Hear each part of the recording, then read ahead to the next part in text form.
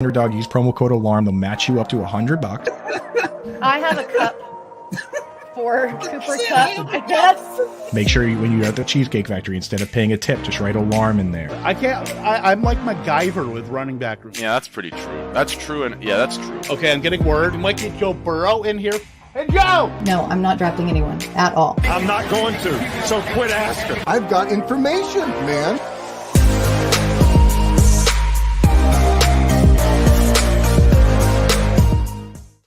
Ladies and gentlemen, it is Kevin Tompkins. It is Britt Flynn. No Andrew Cooper, but you know what? We've got Josh Hudson here from Club Fantasy FFL. It is lightning round. Lightning House, let's ride. I had no other good thing to say. I couldn't say the Jim Irsay thing from last week, so I had to just rehash the Broncos thing, because why not? They're a dumpster fire. Anyway, Kevin Tompkins, Britt Flynn, Josh Hudson, my man, how are you? I'm good. I appreciate you inviting me on and lowering the quality of your show. Sorry about that. Oh, trust me, the quality was lowered the second I spoke. The second I emitted decibels from my gutter palate to this microphone. Trust me. You guys are nonsense. It's great having both of you here. Hi, Scampers. Nice to see you again. Haven't seen you in an hour. Yeah, we love Scampers and Wendy and Axel. The chat hopping as usual. So yeah, speaking of Club Fantasy FFL, Britt, you were involved in a pretty awesome live stream. Why don't you tell us more about that? Yeah, so we premiered last night. This has been kind of in the workings for several months now. And it's a partnership between Club Fantasy, Women of Fantasy Football, and Fantasy Alarm. And it's called Her Story in the Making. And basically, this show highlights up-and-coming female content creators, women in the sports industry, etc., those behind the scenes. And last night we had Faith Enos, who is a co-founder of Women in Fantasy Football, on the show to kind of talk about her journey and how she got into fantasy football and into the space, and just some of the challenges and advice that she had for everybody. And we have a lot of really awesome guests coming up. It's going to be every other week on Tuesday at 8:30 Eastern. So I hope you guys tune in and check out a lot more really badass women that we've got that maybe you guys haven't heard of. And this woman right there is fucking fantastic. So tune in to watch her and all the amazing guests. And I'm so happy that not only that she agreed to host it, but Howard Bender and everybody at Fantasy Alarm were on board to make this happen. So True, and yeah, that's pretty true. That's true, and yeah, that's true. That's true. That's true. That's pretty true. That's very true. That is very true. In a nutshell. No, that is awesome. Obviously Britt, and we love Faith, and I can't wait to see future episodes and talk about the stories and how people got into the fantasy space. So definitely awesome. If you're not subscribed, just go on YouTube, search Club Fantasy FFL, so you do not miss an episode of that. Of course, subscribe to our channel too, Lightning Round, so you do not miss an episode. I've just noticed actually both of our channels are literally at 480 subscribers right now. I feel like we need to have some sort of contest for a race to see who gets the 500 fastest. Let's go. Let's do it. I mean, I'll just be like Kramer, just slapping the money down, just like, I'm out. That's the first thing I thought of. We're not doing that kind of race. Not in this economy, not in this climate, but you know what? Let's talk about some football, because we do that from time to time here. So let's talk about some because it's kind of topical. If you saw the banner, maybe you'll get a little bit of insight into what we're talking about here with league winners. And league winners don't just have to be the Saquon Barkleys or the Austin Ecklers or the Justin Jeffersons. No, they can be, these guys that come out from nowhere, like the Rachaad Pennies last year, Sony Michel, Amon-Ra St. Brown last year. So I'll start with you, Josh. Who is a kind of a dark horse league winner you think can emerge and win some people some leagues this year? So since I'm the guest, I cheated, and I did too. So how dare you? Feel free to cut me off after one. That's fine. But I'm going to start with Jeff Wilson. So I feel like a lot of people kind of left him for dead the moment that San Francisco traded for Christian McCaffrey. People probably panic dropped him. And then all of a sudden, San Fran trades him to Miami for a 5th-round pick. And over the last 2 weeks in Miami, he has out-snapped Raheem Mostert, who, by the way, basically usurped that job from Chase Edmonds and made Chase Edmonds expendable, whom they shipped to Denver as part of the Bradley Chubb deal. And Jeff Wilson, as one of our frequent commenters on our Club Fantasy YouTube page likes to say, it is Jeff Wilson season, baby. 28 snaps to 27 in week 9, 42 to 19 in week 2 over Raheem Mostert, 17 carries, 119 yards, and a touchdown last week. He looks electric in this Miami offense. And if there's one thing that we all know about Raheem Mostert, it's only a matter of time before this dude gets hurt. And he's 30 years old. But homeboy's got juice. He's one of the 3 fastest players in the league, and they all just happen to be on the Miami Dolphins with Tyreek Hill and Jalen Waddle there too. So why not keep giving the rock to Jeff Wilson and sprinkling Mostert and his electricity as sort of a complimentary back? Keep him fresh for the playoffs in a division where Miami is currently leading over Buffalo and New York and New England. I think that we're going to see some big time Jeff Wilson games going forward. Could potentially finish the season as an RB1. I love that so much. I mean, it's kind of weird what we're seeing in Miami, with this very unceremonious game of musical chairs that they're playing in their running back room.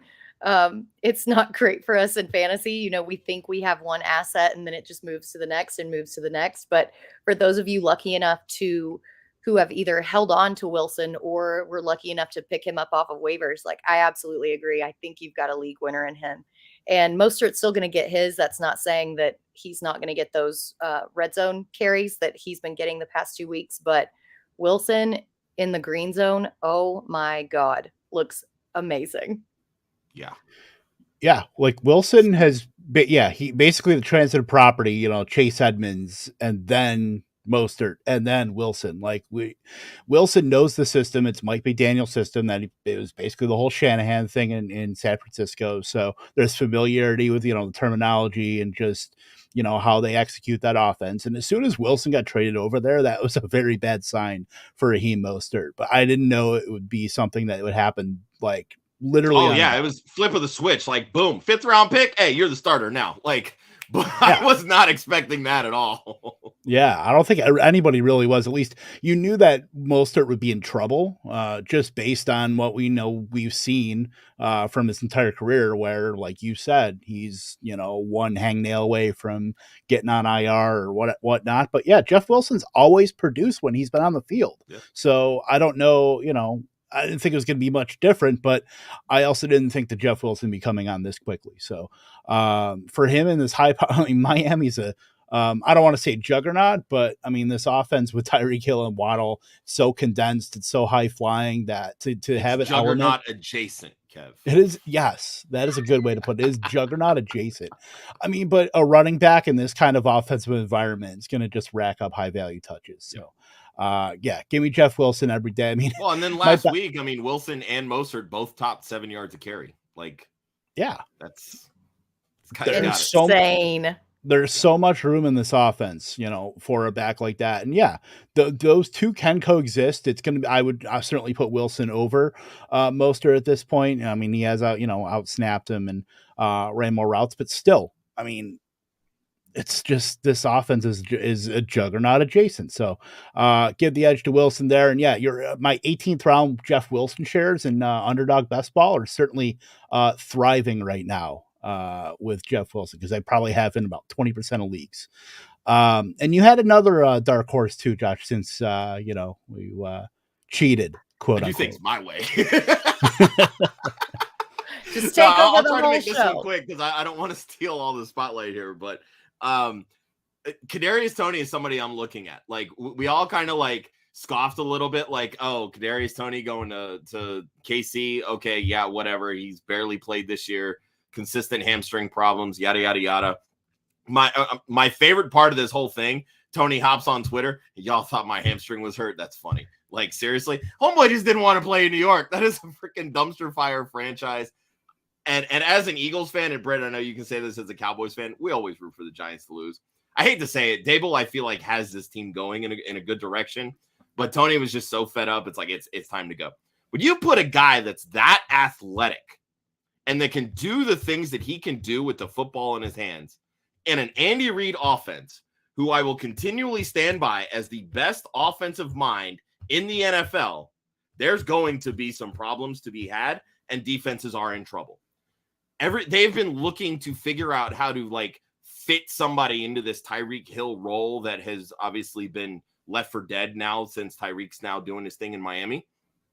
Trying out Mecole Hardman, slow start, starting to kind of get going the last couple weeks. Now he's out with an injury. They're working Juju into this offense. He's caught on late, got concussed this past week. Now you bring in Toney, who, quite frankly, is a better athlete than both of those guys.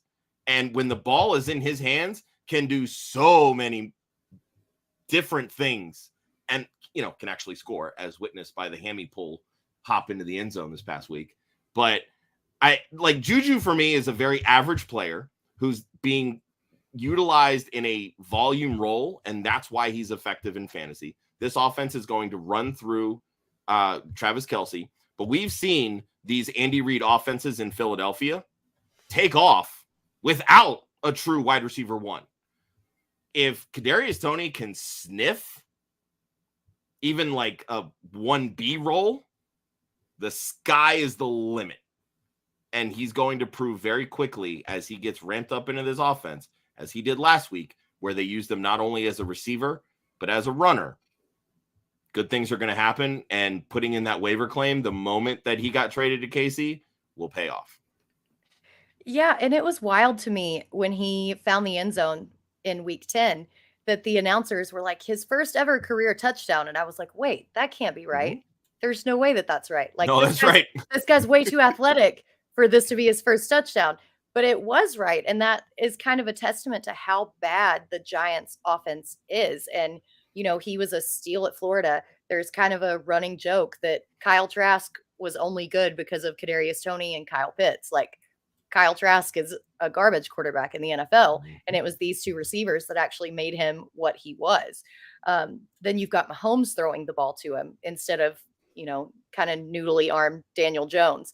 It's going to be so crazy, especially the schedule going forward with Kansas City. I cannot wait to see what Toney does. And yeah, people like to dog on him and say that he can't run routes, but when you've got Mahomes throwing the ball to you, like you just have to get open.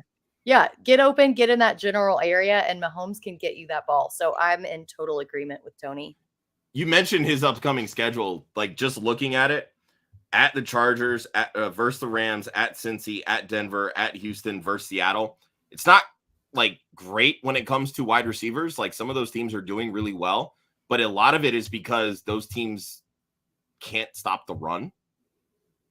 What does KC not do? They don't run the football. They have to throw the football. So, and the great thing about Toney is that he's not going to draw that number one coverage anyway. And it's going to make things so much easier for him to pick his spots, find the zone, and go. And I think you're looking at very easily a top 20 wide receiver rest of the season. Yeah, for sure. I mean, right now, just as he's getting his feet wet in this offense, he basically ran the low A-dot Mecole Hardman role in the offense and still scored a touchdown. The fact that he only ran like 42% of routes, but still commanded targets, like he earned 5 targets. That's good. That's like almost 30% targets per route run right there. So when he's on the field, they're scheming things for him. They're getting him involved in the offense when he is on the field. So imagine him if he gets a blow up in his routes, if he can get up to like 60, 70 and getting into a true wide receiver role while retaining some of those low A-dot things, like you're basically looking at Deebo Samuel with Patrick Mahomes throwing him the ball. Like that is a recipe for a guy that could average 18, 19 fantasy points, in PPR going forward. And that is a guy that you probably most people probably dropped him in leagues. They weren't stashing him. So the fact that now Kadarius Toney is getting this huge bump up in quarterback, Certainly from the Giants, from Daniel Jones, we knew what Toney could do. Like that game against Dallas that he had last year, he absolutely was he could not be stopped. He was a literal highlight reel. He had a monster game. We were hoping for more of that. He kept getting hurt. It is what it is. But, everything is just all systems go. The runway has been cleared. And I'm a little bit concerned with when Mecole Hardman comes back, if that's going to affect any of those kind of low A dot rushes and screens and all that kind of stuff, if he's going to retain some of that. And then if he's going to get on the outside a bit more and, run more routes that way. I mean, I think they just got to get him on the field and let him do his thing. And that's only going to help the entire offense. But just get Toney on the field at this point, because I still think Hardman's best role is currently what MVS is doing. It's distract the safeties. Yeah, cardio. Just go deep. Because MVS sucks at it. Like, I don't think he's that good. Like, they're trying to work him as a Packer fan, there's no way he could be this bad. Like that. This is what Hardman does well. Go deep and take the safeties with you. Let everybody else work underneath. Like, that's really what they need to do.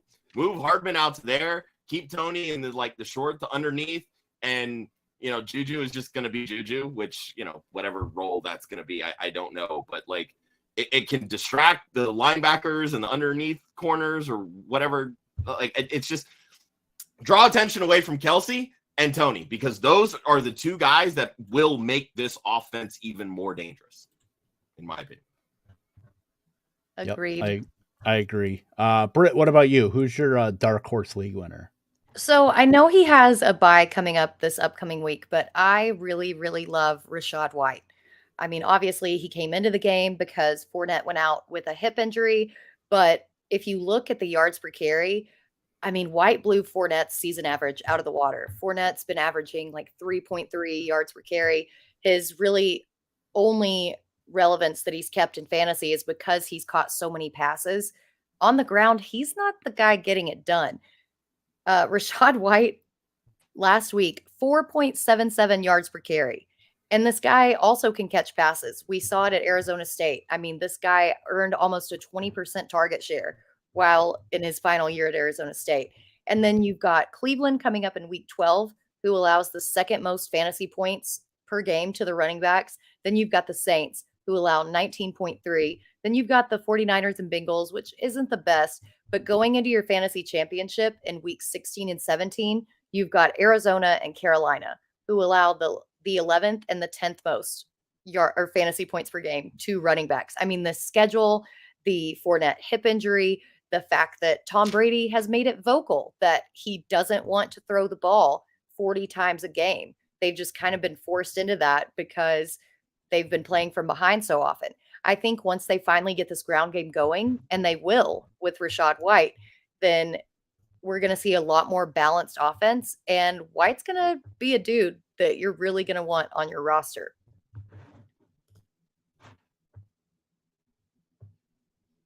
I think you're muted, Kev.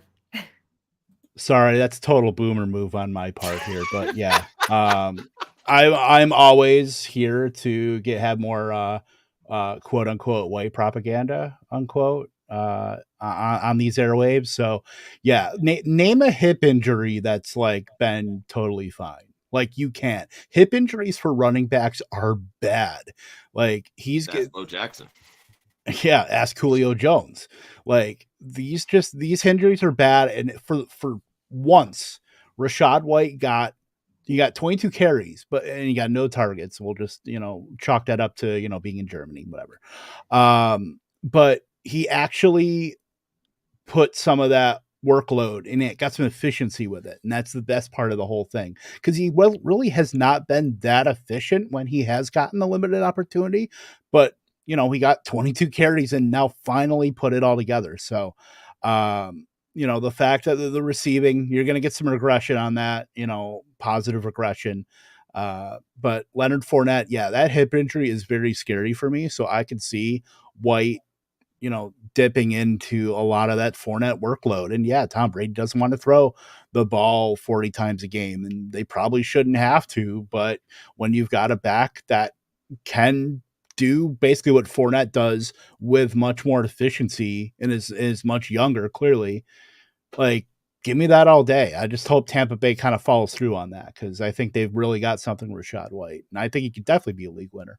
I think really what you're going to see with this, again, if Fournette comes back, moderately healthy, you're going to start to see kind of like a Zeke Pollard setup, because, Rachaad White has the juice that the older guy that doesn't, but the older guy has the bruising running style that's going to wear down a defense to make life easier for the quick guy that's more efficient. And, that's like, I've stood by this stance for a while that, backup running backs are more efficient because the starters are the ones that are wearing down the defense. And, Tony Pollard, I feel like, is trying to prove me wrong on this setup, because the 3 games that he started, he's been absolutely fantastic. But, they're also kind of picking their spots, I feel like, with Dallas, where, they're utilizing them not so much like right up the gut of the center. They're trying to break him outside so he can utilize that speed. And that's what Tampa really needs to do here with Rachaad White, because he's really not a big guy by any means. And you try to stuff him like up the middle, not going to last long. So you got to be able to get him out in space, let him utilize that speed. I mean, 4 breakaway runs, 10 plus just last week in Germany. There's definitely some upside there. I agree. Yeah. And then with mine, I wonder where I'm going to go with this one. As our good friend Brian Drake to do with that jersey behind you, Kev. You know what? He was cursed before that, but you know what? I put Christian Watson's jersey up, and just everything was turning to gold. Water was turning to wine. Christian Watson, as our friend Brian Drake said earlier today, Kevin gets to talk positively about a Green Bay Packers wide receiver. So I'm going to tune in. Brian, I hope you are my friend. Yeah, I mean, Christian Watson, these are like the perfect archetypes that you want to target. That can win you a league. Now, on no means am I calling him Odell Beckham, but that is the kind of impact that a guy can have in a short window where, yeah, he missed 4 games, he was injured, he was kind of out of sight, out of mind.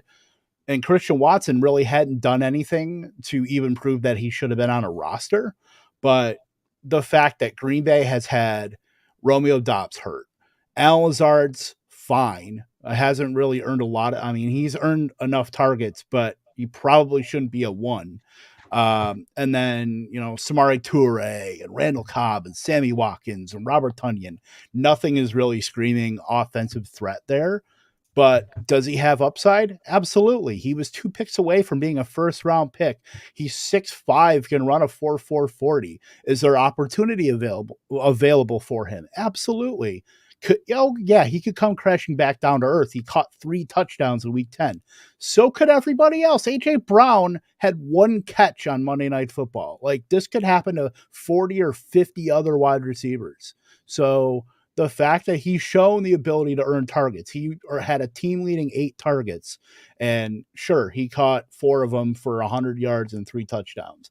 That he's not going to do that every week, nor should we expect him to. But the fact that if you look around the waiver wire, you're looking at the Corey Davises and the Juwan Jennings and the Quez Watkins. Like, where are you going to find this kind of upside on the waiver wire? That's, I would say, is readily available. I think in ESPN leagues, he was 92% available. So where are you going to find this kind of upside with this amount of potential opportunity? Like, that is something that could unlock your if you're a winning team and you add a guy like Christian Watson, maybe you don't have to start him, but if you're on the periphery of, contending, or you're just below the race, but you need kind of that spark, Christian Watson could be the guy that absolutely catapults you. And then when the playoffs are hit in your fantasy leagues, all bets are off. But can he run block, Kevin? Because we know that's what Matt LaFleur wants in a wide receiver. Sure can. That's what Alan Lazard's for. NDSC was 70% run heavy. So, Christian Watson can absolutely run block. I just wanted to give you some shit for it. That's all. No, I love the pick. I mean, like I said, at this point in the season, you're looking for somebody that can pop. We just saw Christian Watson pop. Nobody has run away with this wide receiver 1 role. We know, like, we've been so spoiled by rookie wide receivers just absolutely taking off that we stop and forget that many of them actually need a little time to develop. And that was Christian Watson's thing. He was a very underdeveloped wide receiver that was just very good athletically. And oh my God, homeboy can fly. Yeah. It's all about getting the timing down with Aaron Rodgers. And we saw even in this game against Dallas, there was some untimely throws that the communication was just off between Rodgers and Watson. The more these guys start working together, the more that's going to hit. And it took a Romeo Doubs injury to get to this point, unfortunately. But it's going to be interesting to see really what happens when Doubs does get healthy. Does Christian Watkins take a step back? Or is this Dobbs's job opposite Lazard? It's almost like if Aaron Rodgers had focused on throwing to his rookies early on in training camp and early in the season, that they might have developed prior to week 10. Preach. But Such a prick. Go off, sis. But for real though, he was so in Look, this those mindset. Pat McAfee appearances, they matter, okay? Yes. Blaming everybody else to make yourself feel better is the true key to success in the NFL, let me tell you. But it just seems like once he got into the situation where he didn't really have anybody else to throw to, then he's like, well, I guess we'll see. And guess what? We saw the talent that Christian Watson has. And it could have been because Anthony Brown did go out of the game early on with a concussion. And outside of Trayvon Diggs and Anthony Brown, the Cowboys secondary is not great. But that's not to diminish his talent. I mean, he does have that elite speed. He's a huge athletic freak, and he's bigger and faster than anybody else out there on the field. And I think if Green Bay wants to actually get back into this playoff race, which they kind of are still in the mix for, oddly enough, even after losing 5 straight, they're going to have to utilize Watson. And, depending on how fast everybody comes back, he's got a clear path to targets and opportunities. So I'm with you. I hate it because I hate that it had to happen against Dallas, but I'm still with you, Kevin. I'm happy, Kevin. You have my support. Well, we'll see what happens. I'm not, the candle is still lit. It's not burning bright right now, but it is still lit. So, Watson. Well, let me ask you this. Thursday game against Tennessee. How do you think Watson does? Are you trotting him out? Yeah. You can be confident, but Tennessee's a pretty good defense. He's in my top 36. He's probably at the low end of the top 36, but I think he's in the top 36. If you had to choose between starting Watson or Lazard, who are you starting on a short week? Depends on what. If I'm lower in the standings and I need upside, I'm taking Watson. Fair. I think it still holds true that, Allen Lazard he's seized a good part of, I think he has some goodwill where I think he's still touchdown dependent, but he's earning more targets than he ever had in his career. But I still think he's more touchdown dependent than people give him credit for. I agree. So we'll go on from that. We will go, Zardog. Not quite Nardog, but we'll take Zardog. So the strategy session, one player situation that we are excited to see in week 11. Josh, we'll start with you. I need prime Courtland Sutton back. Don't we all? We started to get it last week, and I hate that it took a Jerry Jeudy injury, even though I'm not really the biggest Jerry Jeudy fan. But the thing that I've noticed with Russell Wilson, his confidence is just shot. Like, you see it in the media, but on the football field, it's a completely different story. He is so scared to throw deep, and he needs a guy to be absolutely wide open to throw the football. Courtland Sutton's game has never been about separation. It's always been just throw the football. I'm going to go up and I'm going to get it. And he's one of the most talented receivers in the NFL at doing that. But with Russell's confidence so shot. He wants all these underneath shots with like the separation. That's why he's throwing to Judy. That's why he's throwing to Dulcich. And those guys were dominating the target share over the last 3 weeks. Jerry Judy gets hurt. What happens? Well, shit. Now I have to throw to Courtland Sutton. Boom. 11 targets, 6 catches, 66 yards. What happens when you throw the guy the football? He does work. Like, just throw him the damn football. It's not hard. And oh, by the way, he gets a moribund fucking Raiders team that is god-awful on defense. Serious question. Can any of you name any of their defensive players on, like, in the back end, in the secondary, as safety and corner?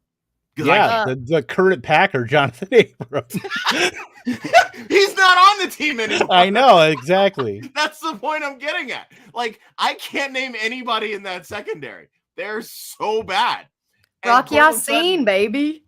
Oh, that's right. I forgot about him. And then Divine Diablo and Nate Hobbs, who are now on IR. I was about to say, I thought Diablo was hurt. Yes, they're both on IR. You play more IDP than I do, Britt, so thank you for refreshing my memory here. But I'm making your point, though. Like, these guys were the starters, and now they're both on IR. So, like, who the hell knows who's stepping up for them, you know? Like, yeah, you're absolutely right.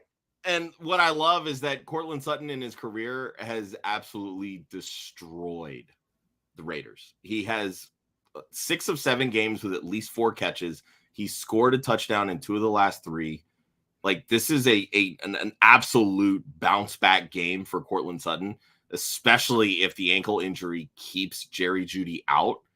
Give me all the Courtland Sutton in week 11. Yeah, he's set up like he basically has to succeed this week. Everything is in the cards for him to succeed. If he doesn't, then I'm going to say I'm highly concerned about him. Well, I'm already concerned about this offense as a whole. But if he can't make the most out of this opportunity with Judy out, you know, now they don't have Javonte. They're just running a hodgepodge of running backs back there. Like, Sutton is the prime main guy. And so if he can't get anything done this week, then you've got to cut your losses. But as a fellow Courtland Sutton manager, I, too, am also very excited for him to finally get on the right side of the hill and go back to actually producing fantasy points instead of putting up single digits every week. Yeah, imagine putting up fantasy points in this economy. Like, the one thing I did see on his 11 target game last week, 6 for 66. I'm a superstitious person. I don't know about 6 for 66. It's the mark of the devil. I don't give a shit. You might not. I don't have a choice. I got to start the guy. He's my wide receiver. I have too much Sutton to care about superstition, okay?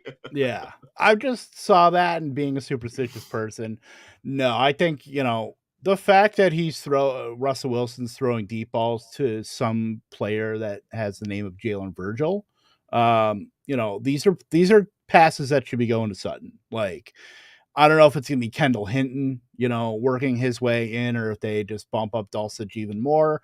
I know has a higher ADOT role for a tight end, certainly. And he's primed for a good game, too. The Raiders can't. Yeah, for sure. Oh, yeah. We mention him one more time, I'll play the damn clip again. But Courtland Sutton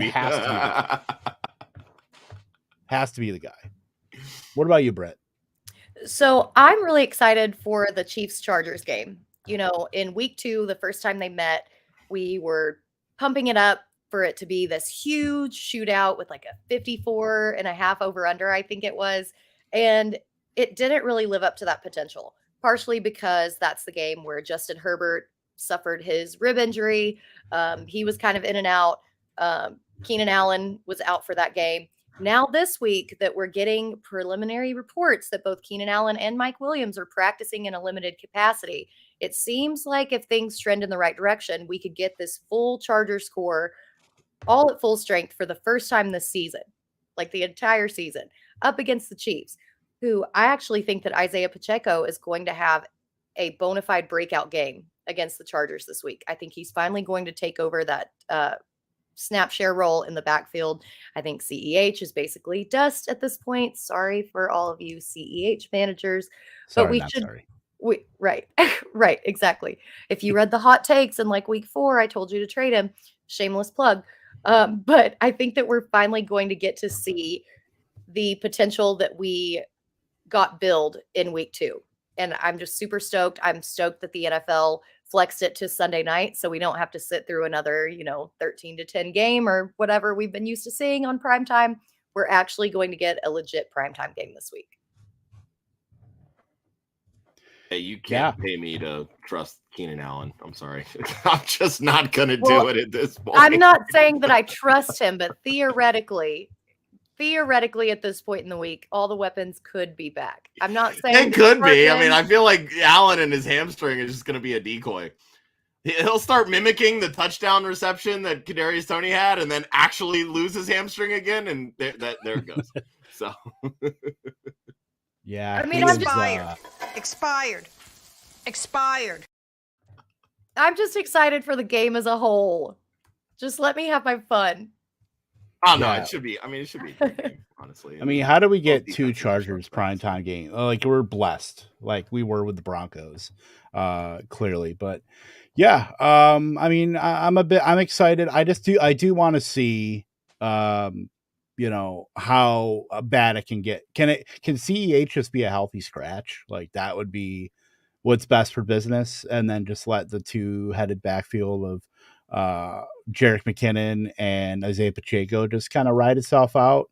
CEH is going in the way. I mean, I feel like they would play Ronald Jones ahead of CEH at this point. I would be totally down. They won't even do that. Are you kidding me? Just for the bid equity, I would be 100% in favor of that.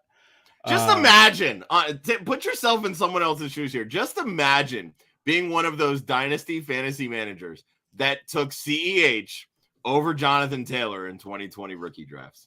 Oof. Couldn't be me. Could not be me. I did it, but I traded him. Like, I traded him for, what did I trade him for? I can't remember. I know I traded him. I think I traded him to get Mark Andrews. It was like him and like something else for Mark Andrews. So kudos. It ended up working out in the long run, but I will fully admit that I did that on these airwaves. Please don't come after me at K Tompkins II. See, and here I thought I was bringing down the viewership of this show. It's actually you, Kev. Yeah, this is just a big downward spiral for me. So, there's therapies on Thursday. So, gotta do what you gotta do. But yeah, for me, as far as my player / situation, I'm excited to see. I want to know how this Trey McBride is going to this work out in the Zach Ertz role. We know Zach Ertz is going to be out for the season with Arizona. I do also know that Marquise Brown's window to come off of IR is open as well. Don't know if he's going to suit up, in this first game back or first available week to come back. But I do think that Trey McBride, now with a week of practice, knowing that he's going to be at least the focal point of the tight ends. I mean, you still got guys like Steven Anderson out there, but I don't think they're going to be commanding anything more than like a blocking role in this offense. I mean, Steven Anderson last week did play about 40% of the snaps, but only ran routes on like 60%. So McBride did run most of the routes up to 80% because Zach Ertz did get hurt very early on. So we know, he's a second round, the top tight end in 2022 draft. I'm just very excited about this Zach Ertz plus potential. We know, Zach Ertz is a veteran. He's been around forever.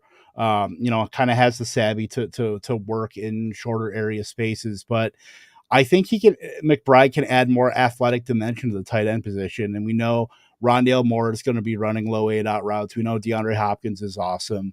But the fact that they have really nobody else outside of like AJ Green, Robbie Anderson really has not gotten, going. He's been kind of stuck in neutral, since he got traded over there. Greg Dortch isn't a factor in this offense at all. I'm very excited about the opportunity that Trey McBride has, and knowing that, sure, he's a rookie tight end. We know the rookie tight end narrative that these guys don't usually get going right away in their first couple starts. But, I'm willing to kind of see this over. And even if it's Colt McCoy starting for the Cardinals, we know he can at least air it out to an extent. And at least he's going to target the guys. He targeted Hopkins, 14 times last week, and Rondale Moore 13. I mean, they both accounted for like 70% of the targets last week. I think you can cement Trey McBride, especially if Colt McCoy's in there, to get at least 6, 7, and that's enough for tight ends to at least sniff the top 12. I would be more willing to believe that if Marquise Brown wasn't coming back. Yeah, but we don't know if he's going to come back the first available week. Yeah, he may not be back the first week. I agree, but like we have seen some rookie tight ends pop this year, right? Like Dulcich has popped, Otten's look good. Daniel Bellinger, before his injury, started to get more involved in New York with the Giants, and McBride was the first one off the board. So theoretically, yeah, he's primed for this situation. My issue here is Cliff Kingsbury hates young players. Fucking hates them. Absolutely hates them. He buries them on depth charts and says, you get nothing. An injury comes up. All right, here's your sock, kid. Well, I haven't had any practice time, coach. Fuck, I don't care. Figure it out. Like that's it. That's his whole scheme. Like, really? It's not how this shit works. So he's gonna lean on the veterans here, right? Like Rondale Moore has figured out, hey, the slot, this is where I'm at. KK finally said, hey, this is how we utilize this. I feel like this ultimately, like, they're going to figure out a way to get the targets to Brown and to D-Hop, because that's why you trade for Marquise Brown. But we know how much KK throws to the slot. Like, they look for the slot guy. Without Zach Ertz there, they're going to rely on the guy that's been doing it instead of the tight end that's filling in. They're just going to shift that focus over to Rondale Moore. So I think that if you're coming up on these trade windows and your trade deadlines in your redraft leagues, like, I would be throwing some pieces out to see if I could get Rondale Moore for a stretch run. Yeah. I think especially also with the injuries on their offensive line, I feel like they're going to need the tight ends to block a lot more. Ertz is obviously a unicorn in the pass catching tight end realm. I don't necessarily know if either of these two, and that's not to say that Trey McBride can't be in the future, but I think at this point in time, he's better suited as a blocker than he is a pass catcher. And the Cardinals also ran the most 10 personnel in the entire league last season. So I think now with Marquise Brown potentially coming back, and then you've got D-Hop and you've got Moore and, everybody else on this offense, I think that they're going to focus more on targeting the wide receiver. I hope that I'm wrong, because I really want to see Trey McBride just absolutely go out there and smash. But I don't trust Cliff Kingsbury enough to operate that offense in that manner, if that makes sense. 100%. Yeah. Basically, you're just saying we need to get Cliff Kingsbury out of there. And you know what? The Cardinals doubled down and gave him an extension this offseason. And the GM. Dumbasses. So dumb. Jesus. I feel like at this point, they're just doing this so that they can get more viewership for Hard Knocks, because nobody can manage or mismanage this much talent this badly, except for maybe Nathaniel Hackett or Josh McDaniels. Yeah, but everybody else is teams, just, I'm telling you. Yeah, everybody else is just out they here. Were in, oh, brother, this guy stinks. Facts. It do be like that most times with the Arizona Cardinals. So let's go over to you, Britt. One player situation you're nervous about for week 11. So I know he popped up on the injury report late today, but I think that's just a maintenance issue. I think he's going to be fine. I'm very concerned about how Dallas is going to contain Justin Jefferson. I mean, Anthony Brown potentially might be out. We saw Jefferson just make these incredible catches against Buffalo, who's done fairly well up until this point in containing the wide receiver position. And then you've got Trayvon Diggs, who in his own right is a good corner as far as his ball hawking skills, things like that. But he does give up very large chunk plays.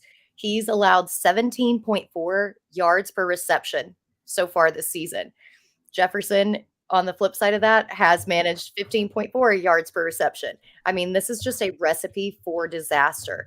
If Diggs is going out, and he might get a pick or two off of Cousins, but for those picks that he doesn't get, Jefferson is going to absolutely eat his lunch. And I hate this. I'm very nervous about this game. And, all my Jefferson shares are happy. Personally, my fandom is not. I'm just preparing for disappointment. I will say the one thing I appreciate about when Philly played Minnesota, we figured out how to stop Justin Jefferson. This big play slay. I don't know necessarily if it was stopping Jefferson or if it was just the primetime Kirk Cousins coming out, but I mean, Yeah, we held him to 5 that catches game? for what, 46 yards? It was stopping Jefferson, let's be honest. Is that the late game, by the way? Dallas, Minnesota? it's the afternoon game. Oh, okay. So, I mean, still a national audience. It's like you're going to get like half of good Kirk Cousins, maybe. Yeah, we'll see. So, I don't know. I'm not expecting a lot out of our defense with the way that Minnesota's been slinging it lately. Yeah, they have no care. Like, Kirk Cousins at this point is just like, YOLO, fuck it. Jefferson out there somewhere. Like, and after that catch against Buffalo, he has no reason to think otherwise. So, Yeah, exactly. yeah, it's a Justin Jefferson world, and we're really just living in it. I mean, the fact that, it sucks that Cooper Kupp got hurt and got placed on IR. And then we obviously been dealing with Jamar Chase being hurt for the last couple weeks. I mean, I'm not ready to, the zero RB haters out there with a Z are ready to come out and say, oh, the wide receivers get hurt too, Kevin. But you know what? Justin Jefferson, man, he is like one of my favorite players. And it stinks because I'm a Packers fan and I get to see him torch Green Bay twice a year. But and they get to play week 17 as well. So that's going to be fun in your fantasy championship, by the way. I'm torching Jair Alexander. But yeah, I just don't think there's defense aside from maybe the Eagles who have already done it, that can contain Justin Jefferson. I mean, you really need to go all hands on deck. And then you still got to contend. Now you got to contend with TJ Hawkinson, Adam Thielen, Dalvin Cook. Like it's almost like a pick your poison, but Justin Jefferson is like the ultimate poison. So yeah, good luck with that, Dallas. I'm sorry, Britt, but good luck with that. Oh, I'm mentally preparing. He's no Christian I'm kind of Watson, torn with this game, honestly, because like I need Minnesota to lose so they're not like on our heels as like the number one team in the NFC. But then it's like, well, I'm not going to root for Dallas because they're kind of on our heels in the East. Like, it's like the little fat Another kid with pick the your cookies. poison. It's like what? Your Sophie's Choice. I always find my way into making a Sophie's Choice reference at least once a show. I think so. I think you do. I really do, and it's like completely organic too. So, Josh, what about you? I was gonna say, like, we kind of had the similar thought process here, but I also love that Britt went with her team in Dallas, and I'm going with mine with Philly. But mine's a little different than yours, Kevin, just because you're focusing more on the loss of Dallas Goedert, whereas I'm focusing more on the Philly coaches, Nick Sirianni and Jonathan Gannon, returning to Indy, which is where they came from a couple of years ago. There was a whole lot of narrative about like Frank Reich's offense being like a dud the last couple of years because Sirianni was the creative one that actually made it click. Obviously now we know Frank Reich is gone, and Indy with Jeff Saturday as their head coach, they're really kind of still running a pretty vanilla offense. But, an offensive lineman as your head coach, what does he want to do? He wants to run the football. What can Philly not do? Shit out of the ball. We can't stop the run to save our freaking lives. And I said this going into the game. I said, Gibson is going to have a good game. First drive, he scores a touchdown. I was not expecting, however, them to run the damn ball so much that Philly would only touch the ball 5.5 minutes in the first half of the game. But it's a testament to our offense that we were only down by 6 points going into halftime. We can score quick. That will obviously change now with Dallas Goedert, but Jonathan Gannon's defense works from the back end forward, which is about the most ass backwards way to run a defense that I've ever seen in my life. Get pressure on the quarterback first. We have a defensive line that can do that, but if you can't stop the run, it doesn't freaking matter. And Jonathan Taylor, I don't know if you've heard of this guy. He's really good at football, and he knows how to run the football. So, this isn't going to be like a fun homecoming for Philly. For Sirianni and Jonathan Gannon. I will not be shocked if Philly loses this game. And I'm putting that on record right now. I will not be shocked. It's not because Matt Ryan's going to beat us. It's going to be because Jonathan Gannon is not a good defensive coordinator. His scheme working from the back forward is dumb. And Philly's got to figure out how to deal with the loss of Dallas Goedert. I don't know if they're going to be able to do that in 1 week. It might take a couple weeks. And I think Indy is getting Philly at the right time, going on the road on a short week, losing one of their key offensive pieces. Yeah, and I'm just going to go ahead and say what I need to see more of because it's along this same line. Can Indy establish the run with Jonathan Taylor? Will they recommit to JT? And against Philadelphia, I think that they might be able to. And I was personally shocked. I mean, I know that Philly's defense has been a little bit weak against the run, but I was shocked at just how effective Washington was against them. And Antonio Gibson gave the blueprint for how to beat us. Yes, and Antonio Gibson and Brian Robertson are not near the back that Jonathan Taylor is. So, I mean, yeah, it might be rough this Sunday. My bold Philly. call for this week on our show a little bit earlier from today was Jonathan Taylor tops 150 rushing yards against Philly. I could definitely see it happening. B-Rob and Gibson combined for 130. Well, and they traded away Hines. You've got Deion Yep. Jackson with a quad injury. Taylor's not really going to get much of a breather. He's going to get the bulk of that work, and he's going to do a lot. And the Colts offense in their first game with Jeff Saturday at head coach, 30 rush attempts, 29 dropbacks. They're going to run the football. They have arguably the best running back in the NFL. They're going to run the football. Apparently signing Linval Joseph off the fucking couch is what Philly thinks is going to solve their run defense. Come on, guys. Get with it here. It's not going to happen this way. Couch guys always make it, The couch guy. As a couch guy myself, maybe can't play defensive tackle, but I'm deceptively athletic, as people like to call me. Anyway, I'm very concerned about Jonathan Taylor and just that the Eagles defense. I think he could absolutely get to 150 in that, and then I will also just dip into mine because it's similar with the Eagles losing Dallas Goedert. I wonder if they've maybe lost a little bit of their mystique on offense. We saw AJ Brown. Yeah, he probably had a little bit of, was hurt throughout that game. He still, I believe he only had 4 targets and 1 catch. As somebody who only needed 2.5 points out of AJ Brown entering Monday Night Football in the Kings Classic against Drew Davenport was not great losing that matchup to the 2-7 Drew Davenport. So. I definitely lost the dynasty game on that AJ Brown one. I lost to the worst. Not great, Dynasty Bob. League 2 because of that. I was so pissed. Not great. I want that belt. I want to get that belt on Saturday morning at the expo. I want to be able to lord that around everybody, and then nobody cares, and then I'm just shuffling around in my backpack. But no, I just worry, but just because of that offense has kind of been a little bit hot and cold with who you can expect production out of, because usually you get, with those 3, with Goedert, Devonta Smith, and Brown, usually get 2 hitting, and then one kind of falls into the background. Last couple weeks, it's been Devonta Smith with Brown and Goedert both showing out. Now you've got to rely probably a little bit more on like the peripheral weapons like Quez Watkins, potentially Jack Stoll or Grant Calcaterra, whoever you want to throw out there at tight end. Calcaterra is a pretty Jackson. That's who you want. The former Buffalo quarterback, Tyree Jackson. Are they? He's the closest thing athletically that they have on that team to replicate. Calcaterra is athletic though.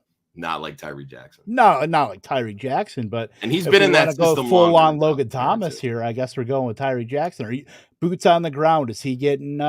Is he on the practice? Well, he just right came now? off the PUP list. It's going to take him a couple games to get worked in, but he's been with this team. He knows the system. Calcaterra is a rookie, if I'm not mistaken.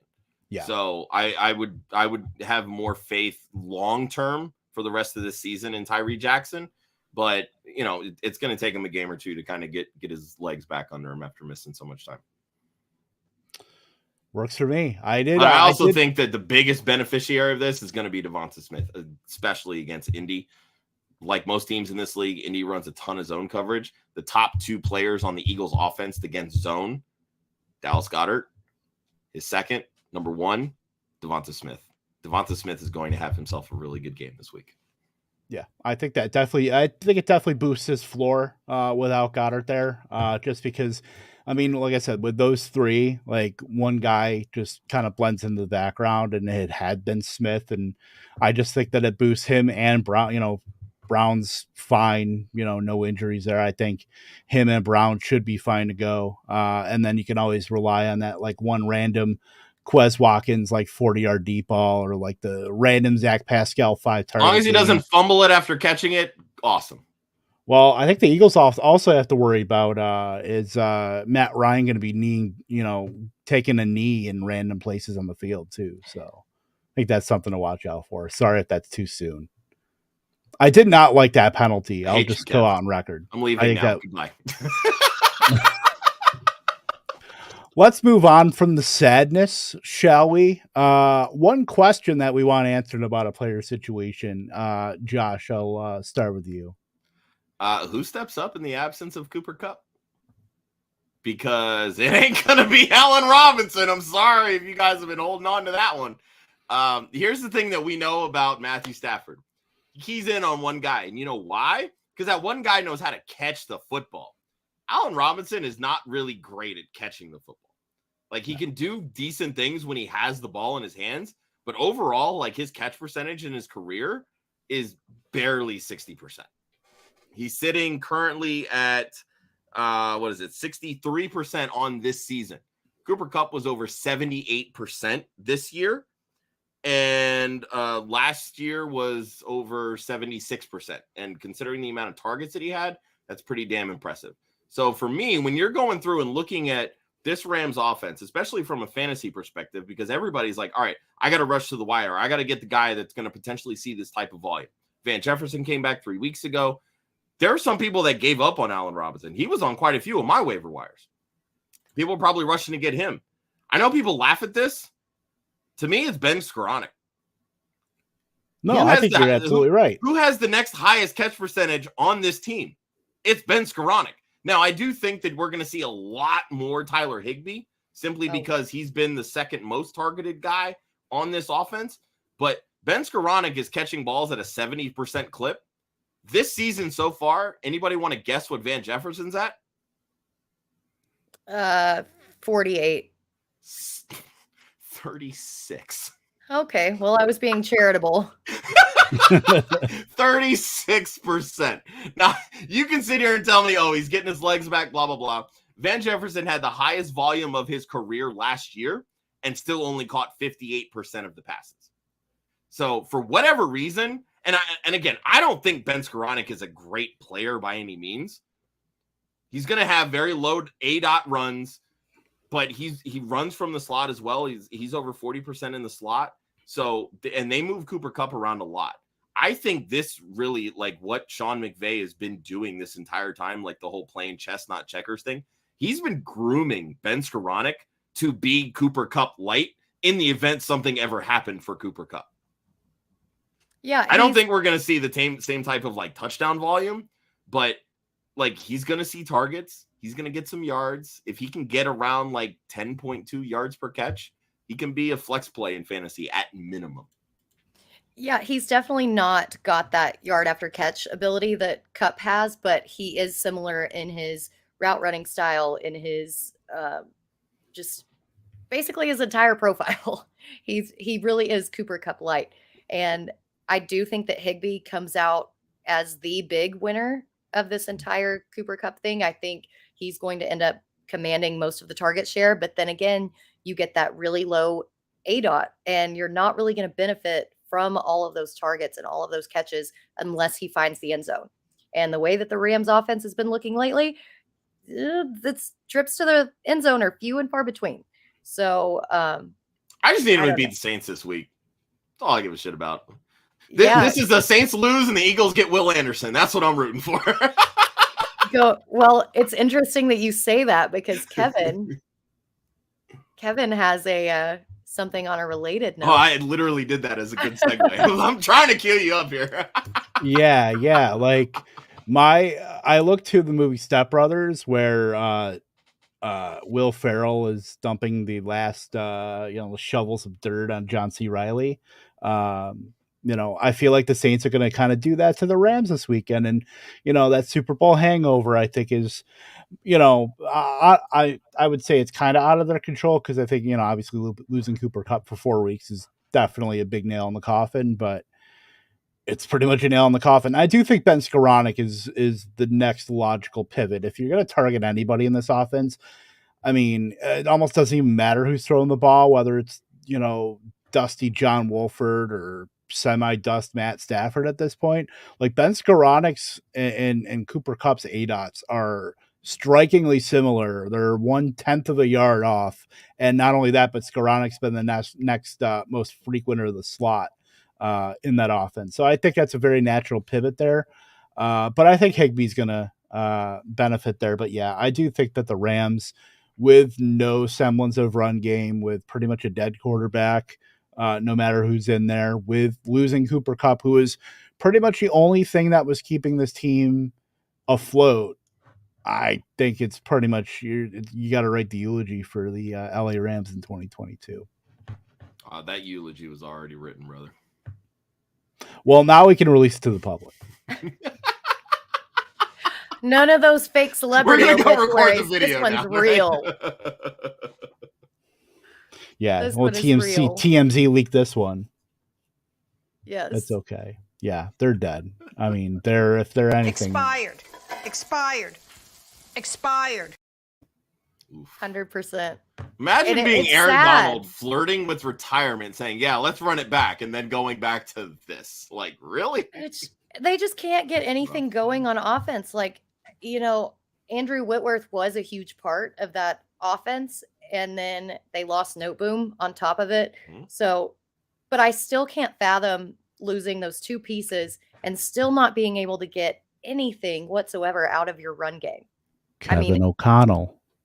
It has to be it because nothing else makes sense. It's just tragic. But I don't know. There's a lot that goes into it. I mean, you mentioned losing the offensive lineman. I mean, I've never really felt that the Rams' offensive line was really anything great, but they had an anchor in Whitworth, and it helps when you're able to scheme around that. And for a long time, like the New England Patriots offensive line was full of a bunch of no names, but the scheme worked. And the Rams, the last couple of years, the scheme has worked. Now you lose that anchor, the scheme's not working. So, again, you point to Kevin O'Connell. Maybe he had a large part in scheming what the offensive line was doing. But, I mean, and it kind of took a little bit for the Vikings offense to get going. Like their offense seemed a little flat early in the year. And, they've started to kind of pick things back up. But, yeah, maybe it is Kevin O'Connell. I mean, like I was talking about earlier with, Sirianni moving on and becoming a head coach and Frank Reich's offense just kind of flattening out over the last couple of years, leading to his dismissal with the Colts. Like there's value in hiring these offensive coordinators. Some of them actually do know what they're doing. Unless you're, Nathaniel Hackett or Josh McDaniels or Arthur Smith. We just went like around. We have grievances. I still believe that Arthur Smith actually is a good offensive coordinator. They're running the football to mask what Marcus Mariota fails at doing, and that's throwing the football well, because Kyle Pitts has the largest wingspan of any human being I've ever seen outside of maybe Kevin Durant. And if you're overthrowing him, you suck at throwing the football. That's why Arthur Smith is running the football so damn much. I've come to this conclusion. But then just put Ritter in. Right. Like he's so stubborn saying on that one. I'm with you 1,000%. Yeah. But it's because Tampa Bay has not run away with that division, that's why they're sticking with Mariota, because they're winning some games with Mariota. When Tampa Bay finally pulls away, which I think is going to start happening here in the next few weeks, that's when I think we might finally see that shift to Ritter, because at that point the season is lost and they need to know what they have in this third round pick. Yeah, I can see it. It was lost before it even got going. I mean, I'm with you, but it is what it is. They're a rudderless ghost ship that, you only take two You take a tight end, you take a wide receiver in the top 8 picks the last 2 years, and then you end up running the ball with former cornerback Avery Williams. I mean, I think that's a recipe for success right there, right out of establish the run, baby. Establish the shit out of the run. All right. Yeah, enough about our coaching rants. Josh, thanks for coming on, my friend. Tell us, obviously you can see the Twitter handle if you are watching, but for the audio listeners, if you will, because we do not do enough shout outs to those audio listeners on Spotify and Google and Apple and all those great places. Tell them where they can find you. So I was joking with Britt earlier. This is the second guest podcast that I've been on in the last 4 days. I feel like people think I'm important enough. Maybe I should invest in a check mark. But no, you can find me on Twitter. It's only $8. It's a bargain. Right? No, you can find me ROI is huge. Yeah, right. You can find me on Twitter at the one Hudsonian. That's one actual numerical number 1. But more importantly, follow Club Fantasy FFL on Facebook, Twitter, Instagram at Club Fantasy FFL, the URL, clubfantasyffl.com. YouTube page is slowly growing. We're at, like I mentioned earlier in the show, we're at 480 subscribers. We're doing a big giveaway when we hit 500. You have the option, if you win, you can choose a signed Mark Andrews mini helmet, a signed Stephon Diggs Bills jersey, or a signed Nick Chubb Browns jersey. So if you win the wheel, you get to choose. And it's kind of something that we want to do to just kind of give back and give thanks for, supporting us and everything that we do. But, I'm not somebody that likes to shine a spotlight on myself. My team and everybody that contributes with Club Fantasy and Women of Fantasy Football, which you can follow them on Twitter at women_of_FF. They're the ones that do all the work. I'm just the guy behind the scenes, and I like to rant on podcasts sometimes like that. That's just me. But be sure to follow Women of Fantasy and Club Fantasy and everything that we're doing there. And, Britt coming on and working with us on her story in the making. I'm over the moon. I've been wanting to work with her for God knows how long. And, you guys scooped her up here with Lightning Round, and then she started working with Fantasy Alarm, and the dream slowly died. And I said, wait a second, I got an idea. So big shout out to Howard Bender for helping me and helping us really get her story off the ground and everything that we're doing there. And, huge shout out to Faith and Kelly Singh. You can find her on Twitter at Kelly in Phoenix for everything that they're doing for Women of Fantasy Football. Perfect. Love it. Britt, anything else before we hop on out of here? Coop's coming back next week. Yeah, we're going to have to ask him about all of his travels and all of the adventures and misadventures that he got into. Since he hasn't been here for weeks, we're gonna have to listen to him talk now. We're gonna have to. You can't really play the music to get him off this time. No, he's gonna have to. See what you guys need to do. You need to have a special episode to let him get all of it out of the way before Wednesday night. See? Yeah. See them. Chestnut Snickers, Kev. Come on, man. Get with it. This is why we have you on the show, because you're the man with the ideas. That is awesome. I actually really like that. And I think he would catch on within 30 seconds. We'll have to have his wife set his oh, it's Wednesday. It's not Tuesday. What are you talking about? Yep, exactly. I love it. No, just thank you, Josh, for getting me involved with Women of Fantasy Football. And again, if you guys haven't subscribed, check it out. It's every 2 weeks. So the next show will be on the 29th. I had to do math real quick. I'm like, wait, what day is it today? So check us out on the 29th. And I'm working on a guest that everybody probably knows if you follow people in fantasy football on Twitter. That's all I'm going to say. Yep. It's going to be a good one. Can't wait to check it out. For Josh Hudson, again, thank you so much, Josh, for hopping on with us. For Britt Flynn, I am Kevin Tompkins, and did I do it last week or did you, Britt? I can't remember. I can't remember. You go for it. You know what? No, you do it, Britt. Toodles.